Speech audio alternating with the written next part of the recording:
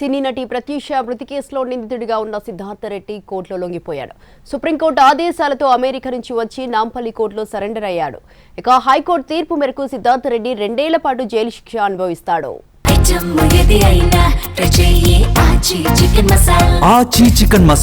తెలుగు రాష్ట్రాల్లో సంచలనం రేపిన సినీ నటి ప్రత్యూష మృతి కేసులో కీలక పరిణామం చోటు చేసుకుంది. ఈ కేసులో దోషిగా చేరిన సిద్ధార్థ రెడ్డి సుప్రీంకోర్టు తీర్పు మేరకు అమెరికా నుంచి వచ్చి నాంపల్లి కోర్టులో లొంగిపోయాడు. అధికారుల సమక్షంలో వచ్చి సరెండర్ అయ్యాడు. ఆ రోజు ప్రత్యూష ఆత్మహత్య చేసుకోలేదని, హత్య అంటూ ఆమె తల్లి న్యాయ పోరాటం చేశారు. ఆమె ఆత్మహత్య చేసుకునేలా సిద్ధార్థ రెడ్డి ప్రేరేపించాలని ట్రయల్ కోర్టు గతంలో తీర్పునిచ్చింది.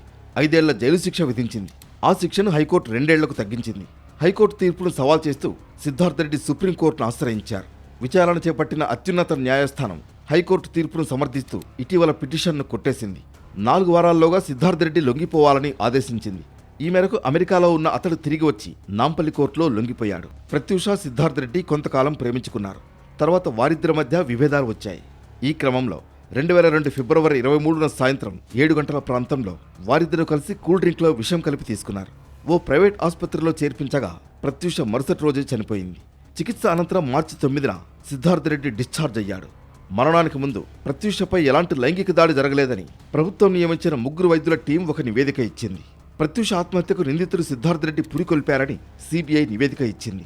ప్రత్యూషది ముమ్మాటికి హత్య అంటూ ఆమె తల్లి న్యాయ పోరాటం చేశారు. సుప్రీం తీర్పుతో అమెరికాలో ఉన్న సిద్ధార్థ రెడ్డి తిరిగి వచ్చి నాంపల్లి కోర్టులో లొంగిపోయాడు.